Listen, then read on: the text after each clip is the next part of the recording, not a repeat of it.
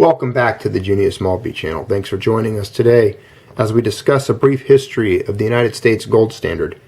For those of you viewers who live elsewhere, thanks for being here and joining us also.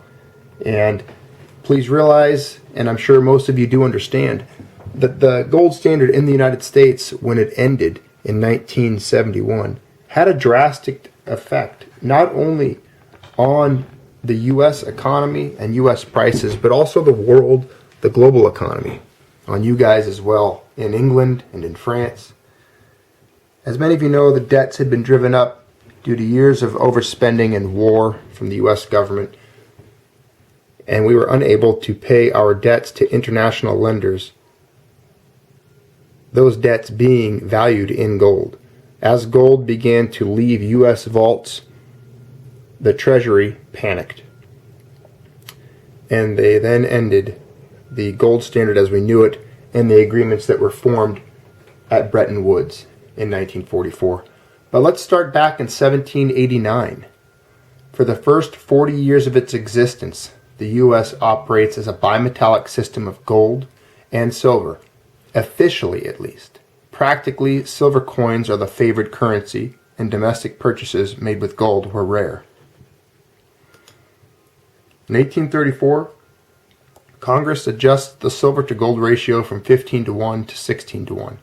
This makes gold cheaper relative to the world market price ratio. Silver begins to be exported, and by 1850, silver coins all but disappear in the United States.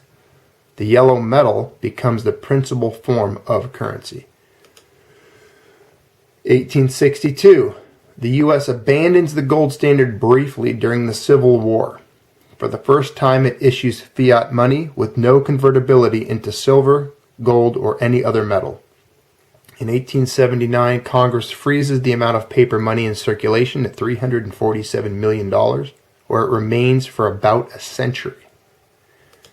There's the greenbacks there issued by President Lincoln. If you ever get an opportunity or chance, I'm sure many of you have also already listened to it if you've been on this channel for some time. We did a video titled The Federal War on Gold. It's the readings of an article by Jacob Hornberger. It's in the archives of this channel. I would encourage you to go and explore that video at the closing and end of this one, because there's a lot more detail on the greenback, on Supreme Court case titled Hepburn versus Griswold, and readings from the judges on the Supreme Court when that case was heard that are very valuable to those of you who might appreciate that little window in history. 1879, the U.S. finally adopts a classic gold standard, one that certain presidential candidates are hoping to revive, none of whom are as great as Ron Paul, in my opinion. In such a system, a standard mass of the yellow metal defines the value of a currency unit. Paper money then is not a separate good from gold and is fully convertible. This system lasts until World War I. Although this period isn't free of financial crises, it's still widely considered to be one of the most economically stable in American history. But let's not overstate this stability.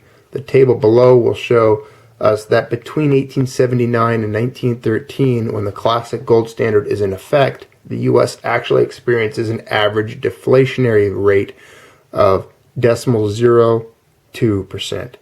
At the same time, consumer prices have a standard deviation of only 1.98.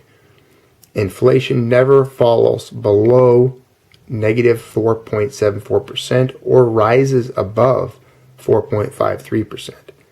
The other periods, by contrast, have huge swings in consumer prices. Let's take a look at the chart now. U.S. consumer prices were most stable on the gold standard, annual CPI for different periods. And as many of you know through paying attention, that the current numbers we see issued by the government for CPI are often debated and skewed. A lot of things that they include or don't include make the numbers a little bit fuzzy, and you'll hear the terms thrown about, pre or post 1982 or 1983 inflation numbers. And I believe that the numbers here are definitely healthier than what we have seen the last decade or so, where I would argue we've had 20, 30 or more percent inflation rates here in the United States for goods and services. 1900, concerned that the U.S. might be returning to a bimetallic system, Congress passes the Gold Standard Act, making the gold dollar the official unit of currency. Greenbacks remain as legal tender, but for the first time can be redeemed in gold. 1913, in response to periodic banking panics when gold reserves fell short, the Federal Reserve is established as a lender of last resort. The Fed is not only charged with maintaining the gold standard, but also starts issuing Federal Reserve notes that are 40% backed by the yellow metal. Interesting. Now, as many of you know, in 1933, what happened? We've discussed this on the channel, but FDR basically banned private ownership of gold. 4 years after Wall Street crash of 1929, the Fed removes the U.S. from the gold standard to expand monetary policy. Convertibility, therefore, is ended. The free circulation of gold coins is unnecessary, unquote. President Franklin Roosevelt tells Congress, insisting that the transfer of gold is essential only for the payment of international trade balances, unquote. Roosevelt nationalizes gold by issuing an executive order requiring all gold coins, bullion, and certificates to be turned over to the Fed at $20.67 per ounce.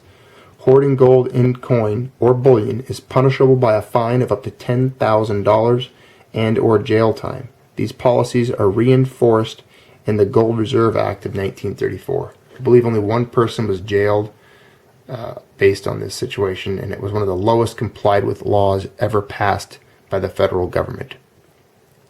Don't obey dumb laws. If they passed this law today, I would not obey it whatsoever. 1944, representatives from the U.S. and 43 countries meet in Bretton Woods, New Hampshire, to normalize commercial and financial relations. The agreement is a quasi-gold standard whereby each currency other than the U.S. dollar has a fixed parity to the dollar, which itself is pegged to and can be exchanged for gold at $35 per ounce. This does not apply to Americans, however, who still cannot hold gold. Now, that was the price FDR and his administration had set.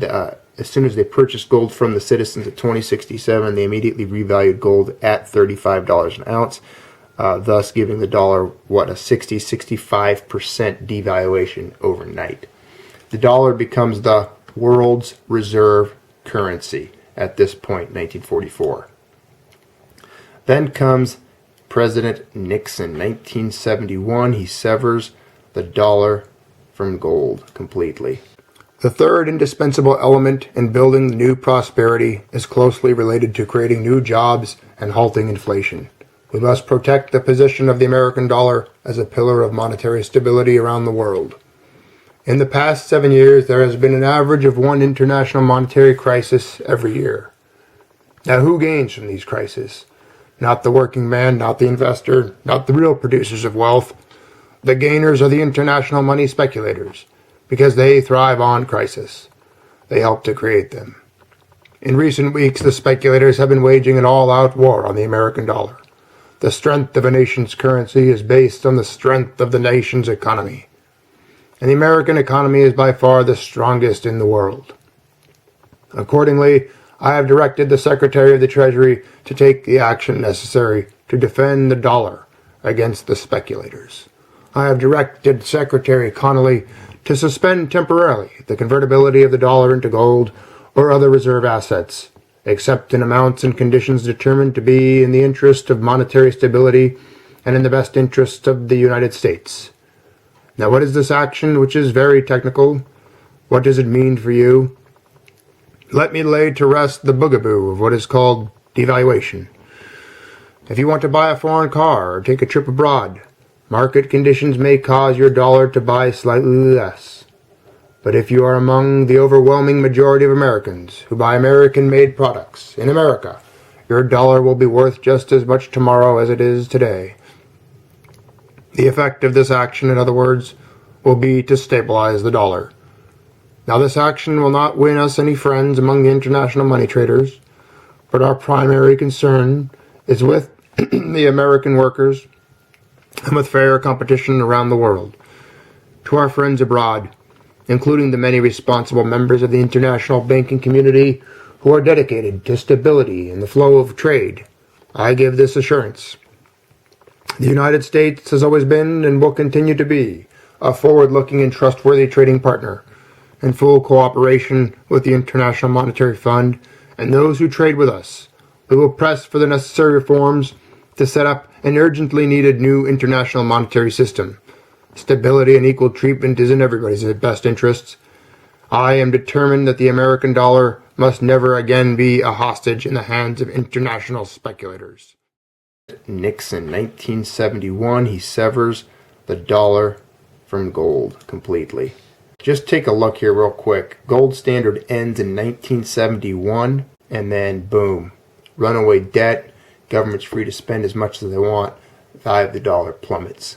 1971, President Nixon closes the gold window after announcing the U.S. would no longer convert dollars into gold. This move is initially supposed to be temporary, but in 1976, the U.S. monetary system officially becomes one purely of fiat money. Gold rises 2,330% during the decade, from $35 an ounce to $8.50. 1974, on December 31st, President Gerald Ford permits the private ownership again in the United States, allowing U.S. citizens to finally purchase gold, much of which ended up being Krugerrands at that time because the U.S. Mint had not yet begun to mint gold coins as they started to do in 1986. And if you look at gold's history, just real quick, going back to the very beginning when we first started talking about it, you notice how there was government intervention immediately. The government becoming involved in setting ratios and making rules here and there, governing the flow of money and restricting the free market flow of gold or silver. All of those rules, regulations, and laws, in many opinions, had a negative effect on the history of gold and the economy. A lot of the booms and busts and a lot of the negative effects that they discussed and made excuses for as far as having reasons to remove a gold standard were directly caused by the actions of the government. Problem, solution, problem, solution. The government creates a problem and then has to create a solution to the problems in which they created. Ever since the ending of the gold standard, we have seen the inflation period and recessions of the 70s, the crash in 1987, the stock market boom and bust cycles, the dot-com bubble burst, the housing crisis, and many, many other financial catastrophes in situations we have not yet even seen as a result. Thanks for being part of the Junius Balpe channel today, and this brief little look at just the history of the U.S. gold standard. Please see our other videos and join the discussion.